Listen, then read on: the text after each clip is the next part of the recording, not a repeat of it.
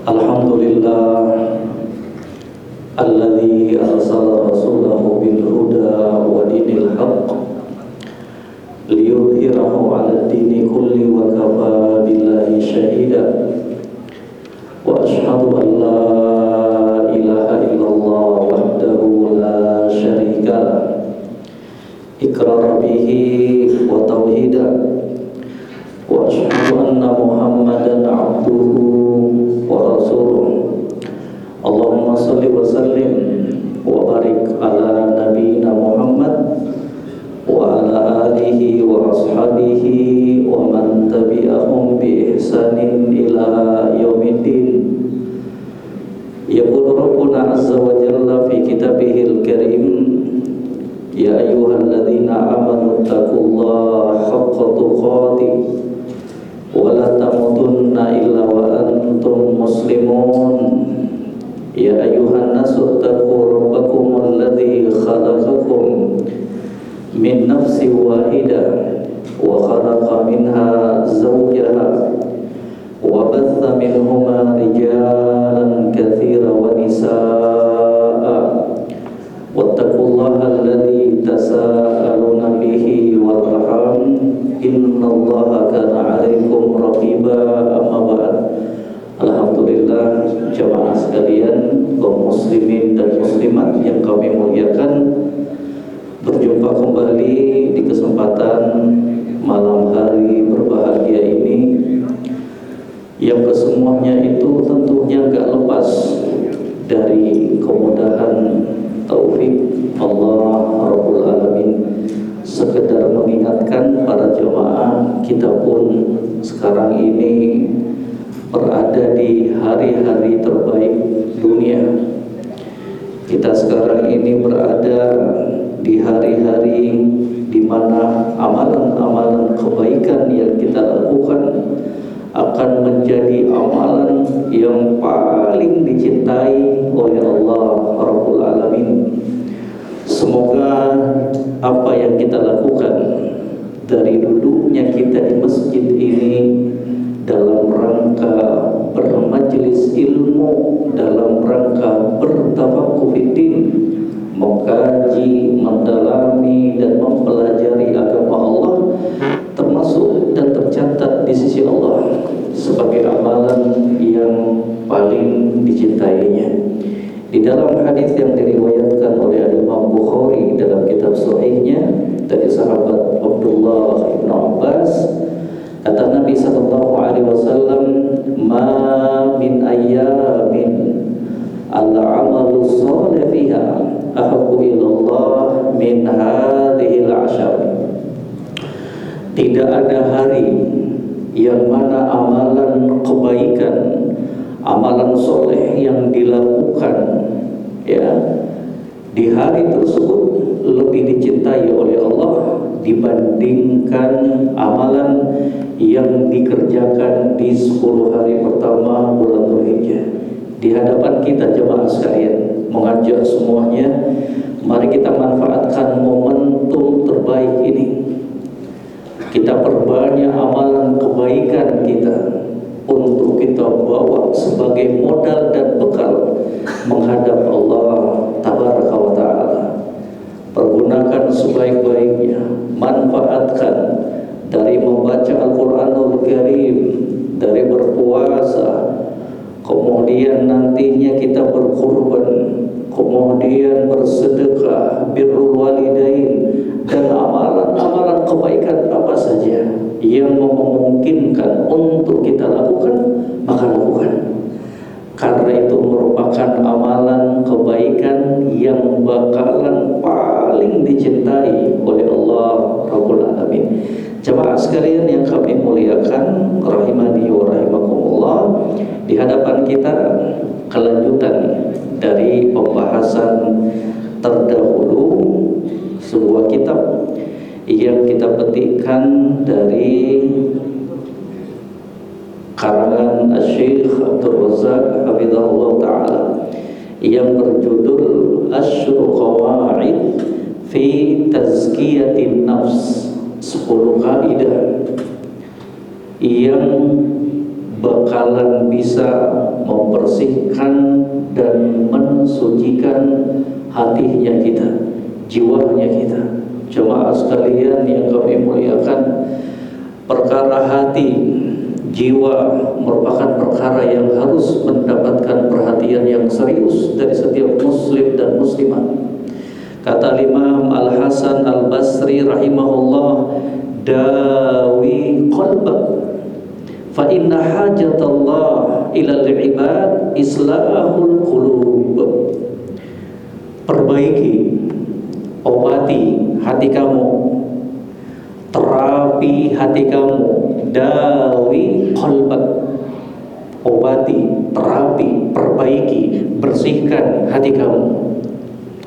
Fa inna hajatallah ilal ibad islahi qulubihim, karena yang diinginkan, karena yang dituntut oleh Allah dari seorang hamba adalah perbaikan hatinya. Demi Allah, tubuh yang Masya Allah, kecantikan, ketampanan tidak akan memberikan kemanfaatan bagi seorang hamba di hadapan Allah. Yang akan memberikan kemanfaatan seorang hamba di hadapan Allah adalah ketika dia menghadap Allah dalam keadaan membawa hati yang bersih. Yauma la yanfa'u malun wala banun illa man atallaha biqalbin salim. Di hari itu, di hari kiamat, kata Allah Rabbul Alamin, tidak lagi berguna harta dan anak-anak kecuali mereka yang menghadap Allah, kecuali mereka yang datang menghadap Allah biqalbin salim, dengan membawa hati yang bersih. Hati yang bersih dari noda-noda, dari penyakit-penyakit kesyirikan, sombong, dengki, hasad, meremehkan dan menyepelekan orang lain. La ilaha illallah. Ya, maka jemaah sekalian, inilah yang akan menjadi penilaian Allah pada diri seorang hamba. Di dalam hadis yang sahih kata Nabi sallallahu alaihi wasallam, innallaha la yanzuru ila ajsamikum wala ila suwarikum walakin yanzuru ila qulubikum wa amalikum. Allah enggak lihat, Allah enggak nengok, Allah enggak menilai kepada bentuk tubuh kalian, juga tidak melihat dan menilai rupa-rupa kalian, apakah kalian cantik, ganteng, enggak. Tapi yang Allah nilai dari kalian adalah hati dan amalan-amalan perbuatan kalian. Maka jemaah sekalian, mengingatkan diri pribadi dan kepada jemaah kaum muslimin dan muslimat, mari terus kita berikan porsi untuk terus menata hatinya kita, untuk menjadi hamba-hamba yang tahu diri, untuk menjadi hamba-hamba yang sadar, untuk menjadi hamba-hamba yang selalu memperhatikan posisi keadaan hatinya. Jangan sampai di dalam hatinya kita masih bercokol penyakit-penyakit semisal sombong, al-kibr, sedikit aja penyakit sombong, al-kibr itu lengket dan berada di hatinya kita, maka itu sudah cukup yang akan menghalangi antara kita dengan surga Allah Subhanahu wa ta'ala. Lah bagaimana kalau sekiranya sifat sombong itu, kibr itu telah mendominasi dan menguasai hatinya kita? Kata Nabi sallallahu alaihi wasallam, la yadkhulul jannata man kana fi qalbihi mithqalu dzarratin minal kibr. Tidak bakalan masuk surga seorang hamba yang di dalam hatinya masih bercokol sifat sombong, walaupun sekedar sebesar biji sawi, kecil aja. Sombong itu ada dalam hatinya kita, maka itu sudah cukup yang bakalan menjadi penyebab terhalanginya kita masuk ke dalam surga Allah Rabbul Alamin. Maka jemaah sekalian, pembahasan seperti yang di hadapan kita ini sangat-sangat penting untuk kita pelajari, untuk kita ketahui, dan pada akhirnya untuk kita aplikasikan dalam kehidupan kita di dunia ini. Walhamdulillah, di pertemuan-pertemuan yang lalu telah kita sebutkan beberapa kaidah. Yang terakhir adalah apa? Al-qaidatul tsalitsah. Kaidah yang ketiga, Al-Qur'anul Karim manba'ut tazkiyati wa mu'inuha. Bahwa Al-Quran itu merupakan sumber yang bakalan membersihkan dan mensucikan hati dan jiwa seorang hamba. Pingin hatinya kita bersih, pingin jiwanya kita bersih, maka mari kita sering-sering dan memperbanyak membaca Al-Quran, tadabburan wa amalan. Baca Al-Quran, tadabburi Al-Quran, dan amalkan Al-Quran itu. Jadi Al-Quran itu jamaah sekalian bukan hanya sekedar untuk kita baca doang.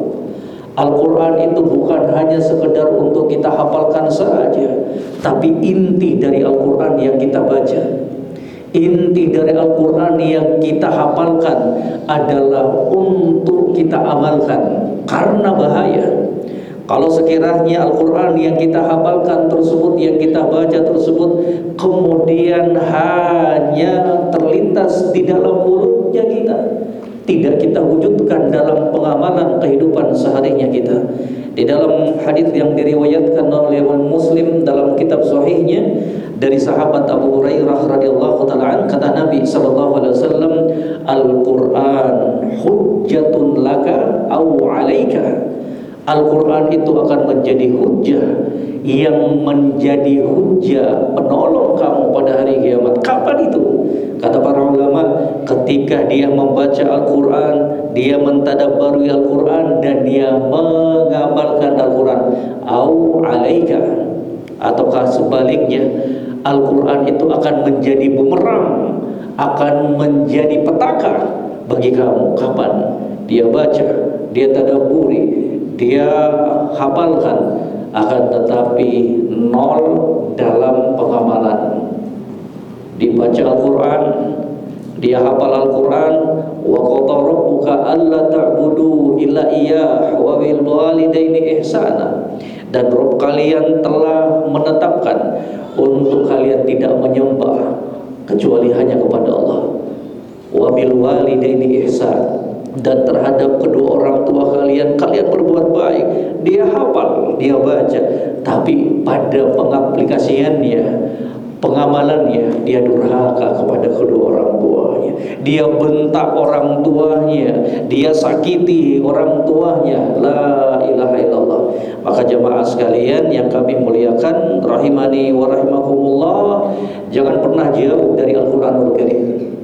Usahakan dari hari-hari yang terlewatkan dalam kehidupan dunia ini, ada waktu dan porsi kita untuk membaca Al-Quran, dilawan kemalasannya kita, dilawan jeratan-jeratan iblis dan bala tentaranya untuk menjauhkan kita dengan Al-Quranul Karim. Paksa dirinya kita, harus ada waktu yang kita pakai untuk membaca Al-Quran. Rugi kita. Itu tuh kalam Allah, firman-firman Allah Subhanahu wa ta'ala. Buktikan kalau memang kita cinta Al-Quran, kalau selama ini kita mendengungkan bahwa kita marah kalau Al-Quran tersebut dirobek, diinjak, dibakar, marah kita. Tapi terkadang kita tidak bercermin pada dirinya kita. Ternyata terkadang kita sendiri tanpa sadar telah menjauhi Al-Quran itu. Ternyata Al-Quran hanya sebatas sebagai perhiasan di rumahnya kita. Ternyata Al-Quran adalah bacaan tahunan yang kita lakukan. Nanti kita baca Al-Quran kalau Ramadan sudah tiba. Itulah kita. Itulah kita. Maka mengajak semuanya lawan jemaah sekalian. Enggak ada tuh alasan sibuk, ya, itu cuma permainan dan jeratan iblis. Kalau kita jujur, kalau kita betul sungguh-sungguh, walladzina jahadu fina lanahdiyannahum subulana wa innallaha lama'al muhsinin. bagi orang-orang yang bersungguh-sungguh di jalan kami, bagi mereka-mereka yang bertekad untuk melakukan sesuatu dalam kebaikan dalam kehidupannya, maka sungguh Allah Subhanahu wa taala akan membukakan pintu-pintunya, jalan-jalannya. Maka jemaah sekalian yang kami muliakan, terlebih khusus kita yang berada di 10 hari pertama bulan Dzulhijjah ini, bangkitkan lagi semangatnya kita. Itu termasuk amalan kebaikan. Itu membaca Al-Quran adalah amalan kebaikan yang masuk dalam keumuman hadis yang kita bacakan tadi. Tidak ada hari yang amalan kebaikan tersebut dicintai dan paling dicintai oleh Allah dibandingkan amalan-amalan soleh dan amalan-amalan kebaikan yang dilakukan di 10 hari pertama bulan Dzulhijjah. Kemudian masuk di kaidah yang keempat. Kata Syekh Abdul Razzaq hafizahullah, al-qaidatur rabi'ah, kaidah konsep yang keempat, ittikhadul uswati wal qudwah. Ambil dan jadikan Rasul sallallahu alaihi wasallam sebagai teladannya kita. Ingin bersih hatinya kita, ingin bersih jiwanya kita, maka mari ikuti aturan petunjuk yang telah dicontohkan oleh Nabi sallallahu alaihi wasallam. Jadi masalah perbaikan hati, upaya untuk menata hatinya kita itu bukan konsep-konsep yang dibuat oleh manusia, tapi itu merupakan perkara yang telah dibimbingkan oleh junjungan kita Nabi Muhammad sallallahu alaihi wasallam. Ya. Kemudian kata beliau, qala Allah azza wa jalla, Allah Subhanahu wa taala berfirman, laqad kana lakum fi Rasulillahi uswatun hasanah liman kana yarjullaha wal yawmil akhir wa dzakarallaha katsiran. Dan sungguh kata Allah, telah ada suri teladan untuk kalian pada sosok diri Rasul sallallahu alaihi wasallam. Untuk siapa? Liman kana yarjullaha wal yawmal akhir, untuk orang-orang yang mengharapkan perjumpaannya dengan Allah dan hari kiamat. Qala Ibnu Katsir rahimahullah, berkata Imam Ibnu Katsir, beliau berkomentar tentang ayat ini, kata beliau, hadhil ayatul karimatu aslun kabirun fit ta'assi bi Rasulillahi sallallahu alaihi wasallam fi aqwalihi wa af'alihi wa ahwalihi. Katanya ayat yang mulia ini, laqad kana lakum fi Rasulillahi uswatun hasanah liman kana yarjullaha wal yawmal akhir. Katanya ayat ini merupakan dasar pondasi yang besar di dalam mencontoh dan mengikuti Rasul sallallahu alaihi wasallam dalam ucapannya, dalam perbuatannya, dan dalam kondisi dan keadaan Rasul sallallahu alaihi wasallam. Ingin mendapatkan jiwa yang bersih, hati yang selamat, maka contoh junjungan kita Nabi Muhammad sallallahu alaihi wasallam. Karena beliaulah sallallahu alaihi wasallam yang telah mendapatkan tazkiyah secara langsung dari Allah Subhanahu wa taala, yang telah mendapatkan rekomendasi langsung dari Allah Subhanahu wa taala, wa innaka la'ala khuluqin 'azim. Dan sesungguhnya engkau wahai Muhammad sallallahu alaihi wasallam betul-betul berada di akhlak yang sangat mulia. Itulah junjungan kita Nabi Muhammad sallallahu alaihi wasallam.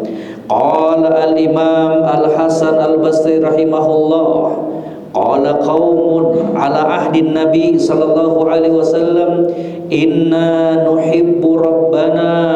Kata Imam Al-Hasan Al-Basri rahimahullah, ada sekelompok orang di zaman Nabi sallallahu alaihi wasallam, mereka mengaku cinta kepada Rabbnya, Mereka mengaku cinta kepada Allah Subhanahu wa ta'ala. Mereka mengatakan inna nuhibbu rabbana, sesungguhnya kami cinta kepada Rabbnya kami. Pengakuan dari mereka. Fa anzalallahu hadhil ayah, maka Allah Subhanahu wa ta'ala menurunkan ayat ini. Qul, katakan kepada mereka, wahai Muhammad, katakan kepada mereka yang tadi mereka menyatakan inna nuhibbu rabbana, katakan kepada mereka itu, qul in kuntum tuhibbunallah fattabi'uni, kalau kalian betul-betul cinta kepada Allah, kalau kalian betul-betul cinta kepada Allah, fattabi'uni, maka ikutilah aku, ikutilah Muhammad sallallahu alaihi wasallam. Yuhibbukumullah, niscaya Allah bakalan cinta kepada kamu. Ini dikenal dengan ayatul mihnah, ayat ujian, ayat pembuktian. Kalau memang kalian benar dalam pengakuan kalian bahwa kalian cinta Allah, maka konsekuensinya untuk hamba-hamba yang mengaku kami cinta Allah, konsekuensinya keharusan dari pengakuan dan dari apa yang mereka ucapkan, apa jemaah sekalian, harus mengikuti Nabi sallallahu alaihi wasallam. Maka dusta, bohong kalau ada orang-orang yang mengaku cinta Allah kemudian dia enggak senang dengan ajaran Nabi Muhammad sallallahu alaihi wasallam. Dusta dalam pengakuan mereka, orang-orang yang mengaku kami cinta Allah kemudian mereka tidak mau menerima apa-apa yang telah dituntunkan oleh junjungan kita Nabi Muhammad sallallahu alaihi wasallam. Dusta mereka, orang-orang yang mengaku Allah, mengaku cinta kepada Allah, kemudian mereka hobi, enggan untuk menjalankan sunnah-sunnah Rasul sallallahu alaihi wasallam. Jemaah sekalian yang kami muliakan, rahimani wa rahimakumullah, sebagai seorang muslim, sebagai seorang muslimah, hendaknya kecintaan kita kepada sunnah Rasul sallallahu alaihi wasallam, kecintaan kita kepada hadis Nabi sallallahu alaihi wasallam betul-betul kita tanamkan ke dalam hatinya kita, betul-betul kita wujudkan dalam kesehariannya kita. Betapa meruginya kita, betapa meruginya kita ketika nanti pada hari kiamat junjungan kita Nabi Muhammad sallallahu alaihi wasallam telah menunggu kita di telagahnya, kemudian kita termasuk orang-orang yang bakalan ditolak, menjadi orang-orang bakalan yang tidak diterima untuk masuk ke telaga junjungan kita Nabi Muhammad sallallahu alaihi wasallam. Lihat dalam peristiwa tersebut, dalam sebuah hadis yang sahih kata Nabi sallallahu alaihi wasallam, ya Rabb, ashabi,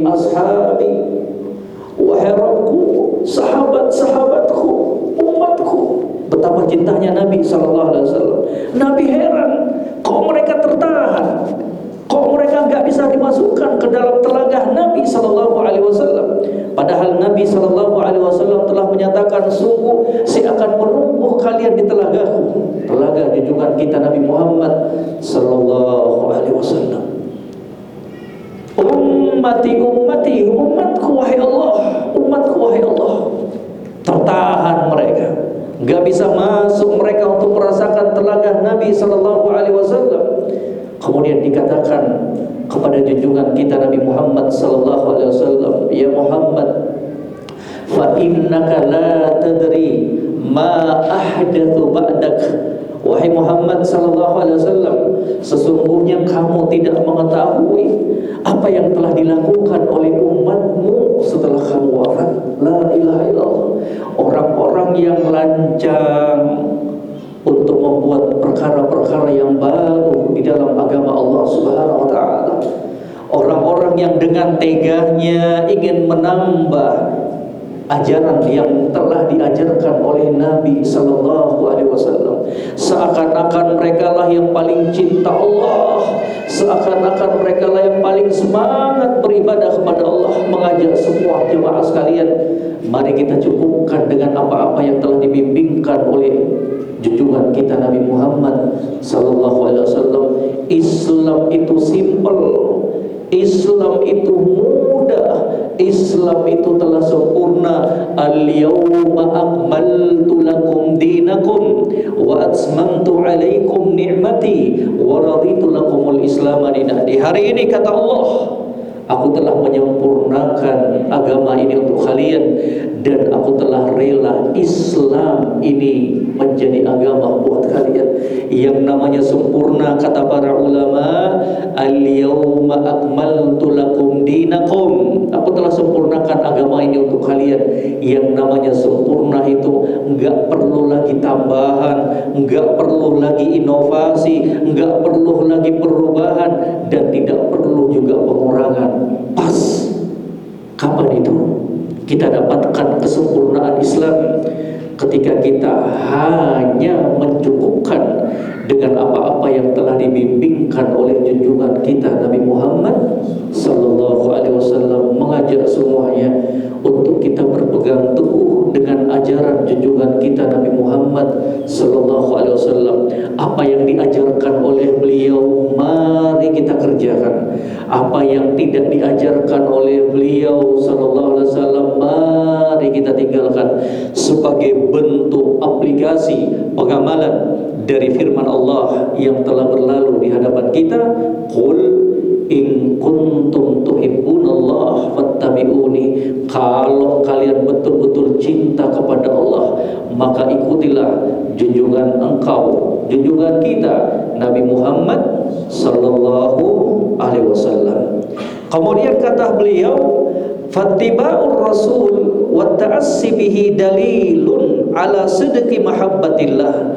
Maka mencontoh, ikut apa-apa yang telah dituntunkan oleh junjungan kita Nabi Muhammad sallallahu alaihi wasallam Rasulullah, dalilun ala sidqi mahabbatillah, itu merupakan petunjuk, itu merupakan bukti akan kejujuran cintanya seorang hamba kepada Allah Subhanahu wa ta'ala.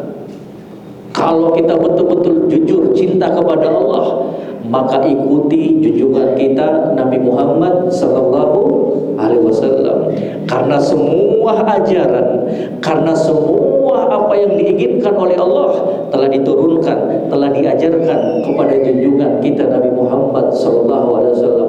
Tentang syariat Allah, tentang agama Allah, Nabi enggak pernah ngomong dari hawa nafsunya. Wa ma yantiqu anil hawa in huwa illa wahyu yuha. Nabi itu gak pernah ngomong dari hawa nafsunya tentang agama Allah. Kesemua itu murni wahyu yang telah diwahyukan oleh Allah Subhanahu wa ta'ala. Li'anna al-ittiba wal iqtida bin Nabi sallallahu alaihi wasallam was-sair ala minhajihi al-qawim hiya ainut tazkiyah wa la yumkinul wusul ilaiha bi ghairi ma jaa bihi Rasul sallallahu alaihi wasallam.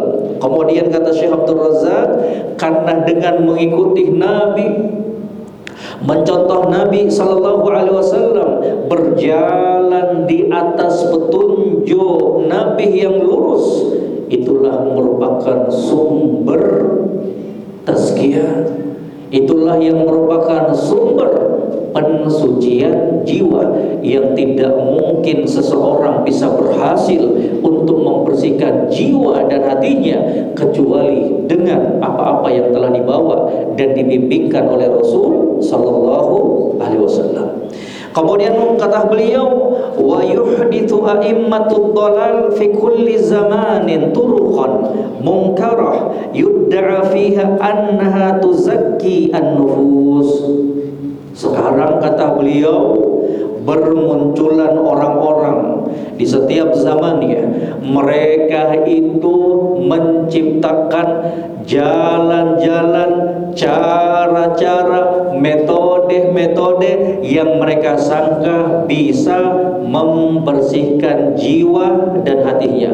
Wa tuhadzibul qulub, akan membersihkan dan menata hatinya. Wa tuqawwi as-silah billah, yang akan menguatkan hubungan mereka dengan Allah Subhanahu wa ta'ala. Ila ghairi dzalik mimma yuqal, dan dari perkara-perkara yang lainnya yang mereka katakan.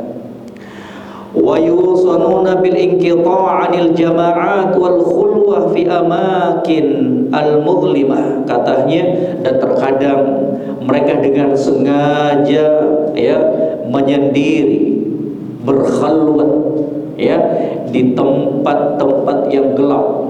Ya, jadi itu yang tadi kita katakan, bahwa konsep pembersihan jiwa dan hati itu bukan buatan manusia, tapi harus mencontoh kepada Nabi Sallallahu Alaihi Wasallam. Katanya pingin bersih hatinya, pingin enak jiwanya, sudah menyendiri aja, matikan lampu, bersemedi di tempat yang gelap. Itu kan aturan-aturan dan perbuatan-perbuatan baru yang diciptakan oleh manusia.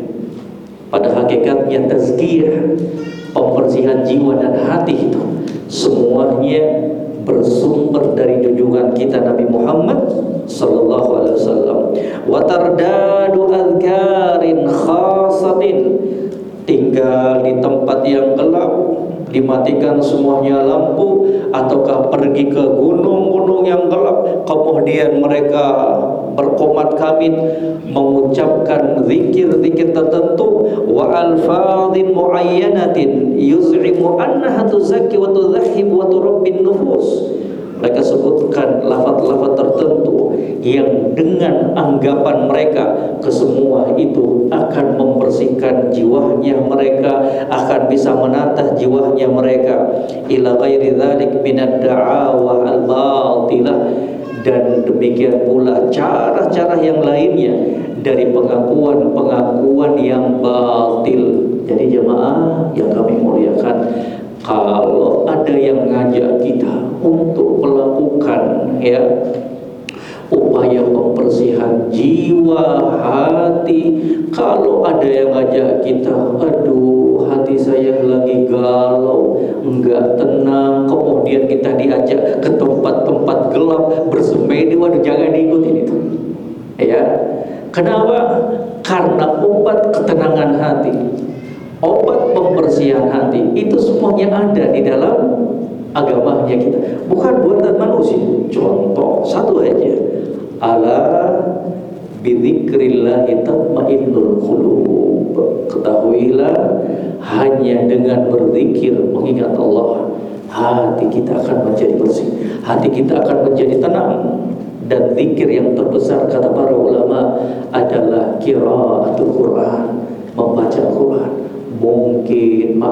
Mungkin mari kita mengoreksi dirinya kita, mungkin saja kegundahan, kegelisahan, ketidaktenangan yang selama ini menyelimuti hatinya kita, yang selama ini terus menghantui kehidupannya kita, salah satu penyebabnya karena kita jauh dari Al-Quranul Karim, karena kita malas untuk membaca Al-Quran, karena kita lalai dari berzikir mengingat Allah Subhanahu wa ta'ala, karena mulutnya kita gak basah lagi untuk berzikir kepada Allah Subhanahu wa ta'ala. Itulah yang membuat sebagian dari kita kemudian gelisah, enggak tenang, padahal obat ketenangan hati itu telah ada semuanya di dalam Islam. Dengan cara berzikir, dengan cara membaca Al-Quranul Karim, tenang kita jemaah sekalian. Hilang rasa galaunya kita, hilang gundah gulandahnya kita. Tidak percaya, dicoba saja. Dicoba saja. Dekatkan dirinya kita kepada Allah Subhanahu wa ta'ala. Dihantui dengan berapa pemikiran-pemikiran, keraguan-keraguan, dihantui dengan ini dan itu, sudah tenangkan semuanya. Dengan kita bersandar sepenuhnya kepada Allah Subhanahu wa ta'ala, itu semuanya akan menghilangkan kegelisahan, gundah gulana untuk seorang muslim dan muslimah. Yaqul al-allama Ibnul Qayyim alaihi rahmatullah, tazkiyatun nufus as'abu min ilajil abdan wa asyad. Katanya, kata Imam Ibnul Qayyim alaihi rahmatullah, pembersihan dan pensucian hati dan jiwa itu lebih sulit dibandingkan kita mengobati penyakit-penyakit badannya kita. Ini jiwa jemaah sekalian, kalau sudah sakit bahaya, lebih sulit untuk kita sembuhkan dibandingkan penyakit-penyakit badan, semisal diabetes, kolesterol, asam urat, dan lain-lain sebagainya. Kalau kita kolesterol, kalau kita asam urat, datang ke dokter yang mahir, ya, minta keterangan, minta resep, insya Allah dengan izin Allah bisa selesai. Dengan kita menjaga pola makannya kita, insya Allah Ta'ala bisa kembali normal. Tapi kalau hatinya kita rusak, masih ada perasaan dengki iri kepada sesama kaum muslimin, tetangganya renovasi rumah, dia yang pening kepalanya, tetangganya ganti mobil, ya, bisa beli motor lagi, dianya yang pening kepalanya. Dari mana lagi tuh duitnya itu? Jangan-jangan dia korupsi, jangan-jangan pelihara jin, tuyul, dan lain-lain sebagainya. Ya, gak senang dengan kebahagiaan yang dirasakan oleh orang lain. Bukan begitu seorang muslim. Seorang muslim itu harus bahagia dengan kebahagiaan yang dirasakan oleh keluarga saudaranya. Ada saudaranya yang bisa naik haji, umroh, alhamdulillah, senang juga dia. Karena kebahagiaan yang dirasakan oleh saudaranya, itulah kebahagiaan untuk dirinya juga. Dia senang kalau orang lain itu mendapatkan kenikmatan dari Allah Subhanahu wa Ta'ala. Ngapain kita iri? Ngapain kita dengki? Ada teman kantornya kita yang promosi naik jabatan, alhamdulillah, kita doakan dia, semoga dia bisa amanah di dalam menjalankan jabatan barunya. Ngapain kita usil? Ngapain kita hasad dengan mereka? Karena itu semuanya sudah berjalan dengan takdir dan ketetapan Allah Subhanahu wa Ta'ala. Kalau hatinya kita masih bercokol penyakit sombong, datang ke dokter, mau dikasihkan obat pun dokternya bingung, ya, nggak ada tuh dokter nggak paham yang demikian itu. Yang paham itu adalah dari kalangan orang-orang yang berilmu. Untuk kita dituntun, ini nih obatnya ini. Pingin hatinya kita bersih, pingin hatinya kita selamat, pingin hilang penyakit-penyakit hati itu, akan dibimbingkan oleh orang-orang yang berilmu. Kata Allah Rabbul Alamin di dalam Al-Quran, fas'alu ahla dzikri in kuntum la ta'lamun. Tanya kepada orang-orang yang berilmu, tanya kepada para ulama perkara-perkara yang kalian tidak mengetahuinya. Maka jemaah sekalian yang kami muliakan, rahimani wa rahimakumullah, penyakit hati lebih pantas dan lebih utama untuk kita perhatikan. Ingat jemaah sekalian, kita hidup di dunia ini sementara saja. Jabatan, pangkat, dan lain-lain semuanya akan kita tinggalkan. Kita akan membawa satu aja, amalan perbuatannya kita. Maka persiapkan itu semuanya. Usahakan kita menghadap Allah. Usahakan kita ketika diwafatkan oleh Allah dalam keadaan hatinya kita bersih. Kita perangi terus seruan-seruan iblis dan para tentaranya yang berupaya untuk merusak hati dan jiwanya kita. Kemudian kata beliau, faman zakka nafsahu birriyadha wal mujahada wal khulwa allati lam yaji biha ar-rusul huwa kal marid alladhi yu'aliju nafsahu bi ra'yihi wa aina yaqa'u ra'yuhu min ma'rifati at-tabib. Katanya, maka barang siapa yang ingin membersihkan, mensucikan hati dan jiwanya dengan cara-cara yang tidak dibimbingkan oleh Nabi Sallallahu Alaihi Wasallam, bersemedi dan lain-lain sebagainya, katanya orang seperti ini seperti keadaan orang yang sakit yang ingin mengobati dirinya sendiri. Ya. Wa aina yaqa'u ra'yuhu min ma'rifatit tabib. Maka bagaimana mungkin pikiran dia itu bisa sama dengan seorang dokter? Kalau sakit ya tanya dong ke dokter. Oh memang mereka bidangnya itu. Ya, jangan coba-coba. Oh kayaknya obat ini kayaknya obat ini. Kalau nggak cocok dengan obat ini, cari lagi obat yang lain. Nggak demikian. Tapi di dalam Islam itu diperbolehkan kita untuk berobat, dan itu tidak menafikan rasa tawakalnya kita kepada Allah Subhanahu wa Ta'ala, selama kita berkeyakinan bahwa dokter dan obat itu hanyalah sebab yang menyembuhkan adalah Allah Subhanahu wa Ta'ala, bukan dokternya.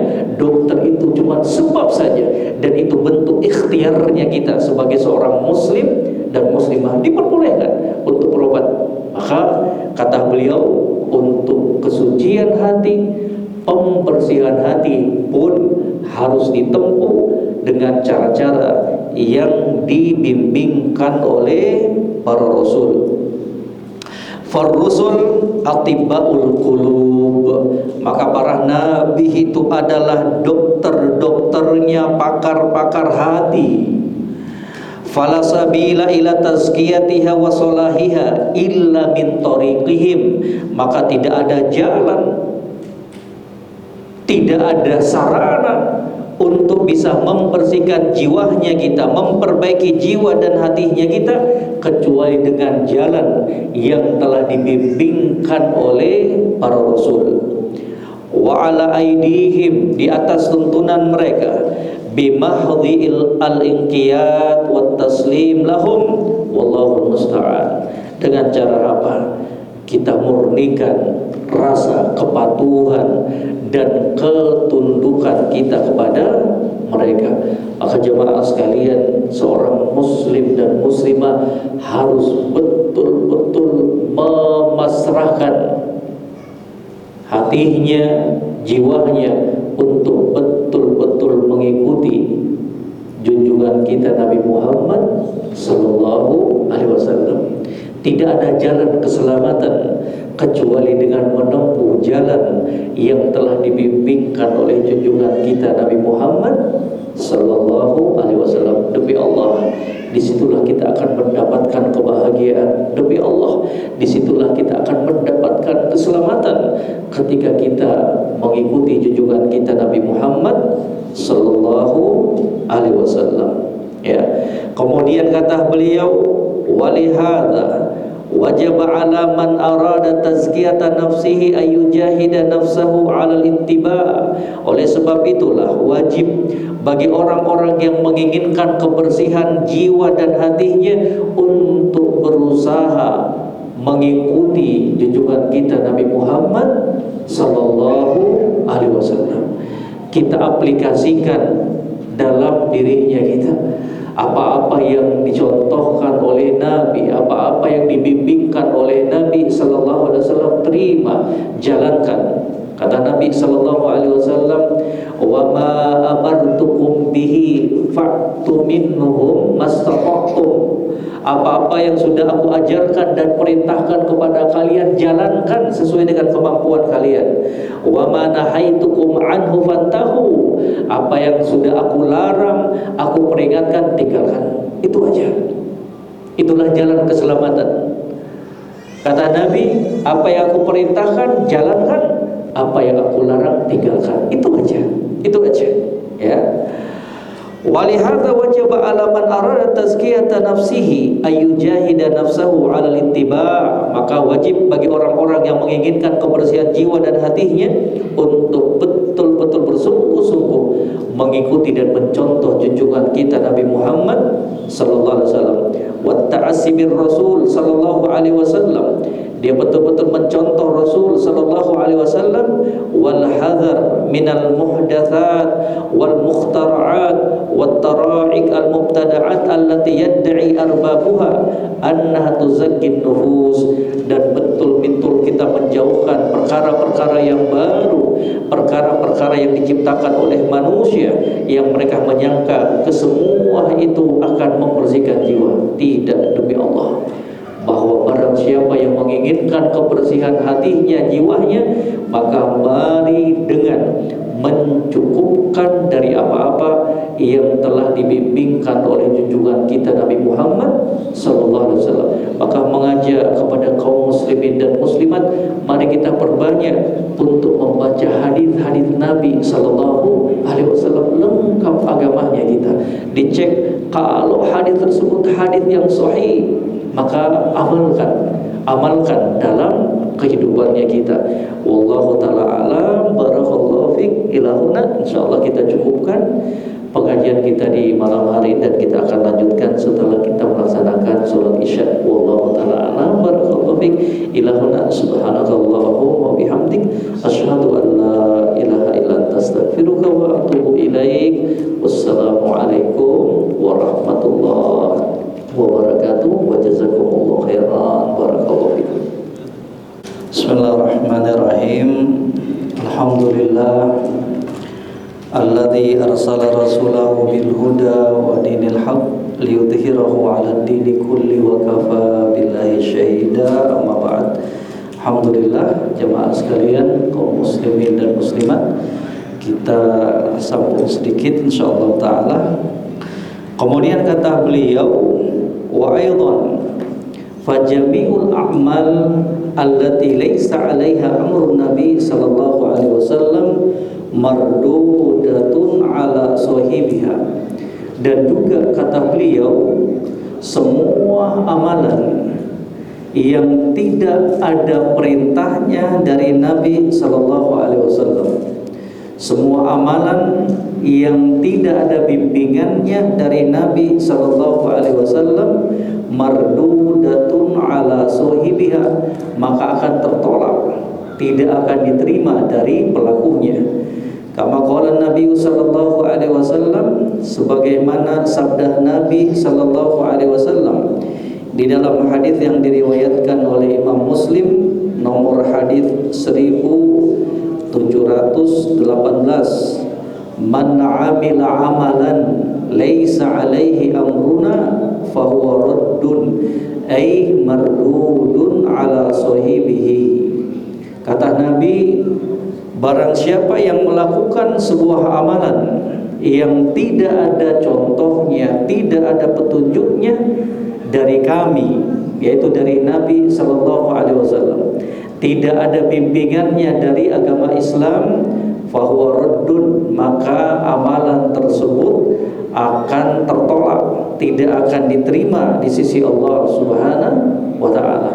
Karena sekali lagi jemaah sekalian, sebagaimana yang telah disebutkan oleh para ulama, bahwa ibadah itu perkara tauqifiyah, bahwa ibadah itu dibangun di atas dalil. Kalau ada contohnya, bimbingannya dari Nabi, kita kerjakan. Kalau tidak ada contoh dan bimbingannya dari Nabi sallallahu alaihi wasallam, maka tidak diperkenankan bagi seorang muslim dan muslimah untuk membuat ibadah-ibadah yang baru yang tidak ada contohnya dari junjungan kita Nabi Muhammad sallallahu alaihi wasallam. Dalam hal ibadah, dalam hal beramal, kita hanya mencontoh Nabi, tidak melakukan inovasi-inovasi. Beda dengan perkara dunia, silahkan mau berinovasi bagaimanapun silahkan. Kalau itu perkara dunia, diperbolehkan selama tidak bertentangan dengan aturan Allah Subhanahu wa taala. Silahkan berinovasi dalam perkara dunia, silahkan, selama tidak melanggar perintah Allah Subhanahu wa taala dan Rasulnya. Tapi dalam hal ibadah, dalam hal agama, maka seorang muslim dan muslimah tidak diperkenankan untuk menciptakan perkara-perkara yang baru. Yang menjadi kewajiban kita hanya mencontoh dan mengikuti junjungan kita Nabi Muhammad sallallahu alaihi wasallam. Tidak ada perkara yang bisa menyelamatkan dan memasukkan kita ke dalam surga kecuali Nabi sudah informasikan semuanya. Nabi sudah ajarkan dan beritahukan kita.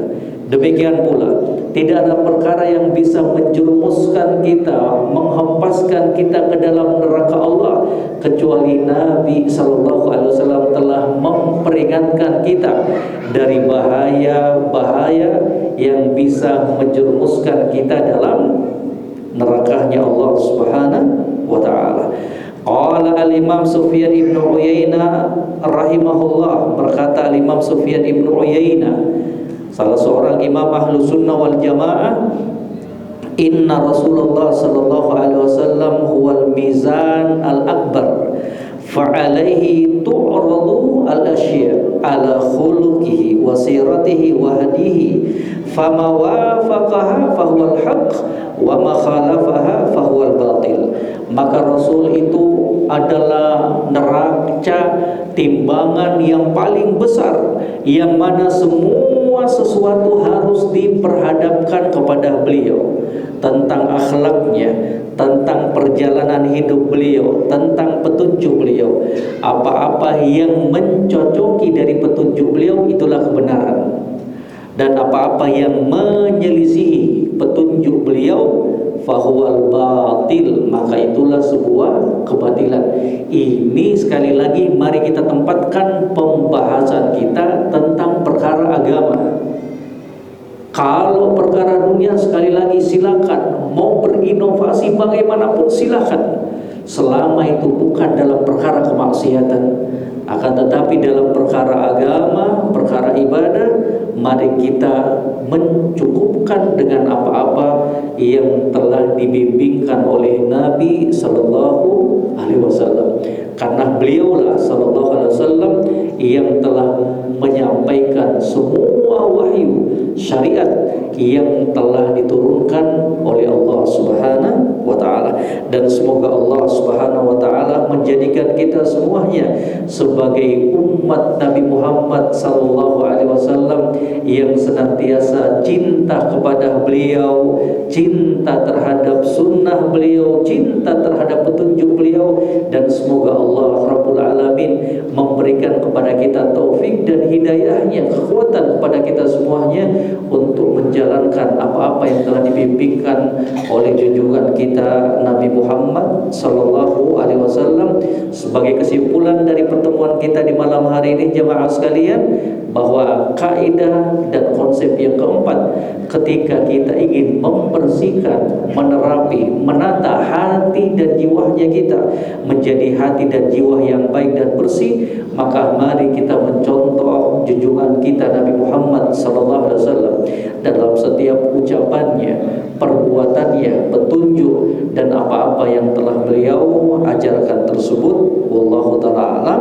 Kalau masih tersisa waktu, dipersilakan kepada Bapak Ibu jemaah sekalian yang ingin bertanya seputar pembahasan kita ataukah di luar tema dari pembahasan kita di malam hari ini, dipersilakan.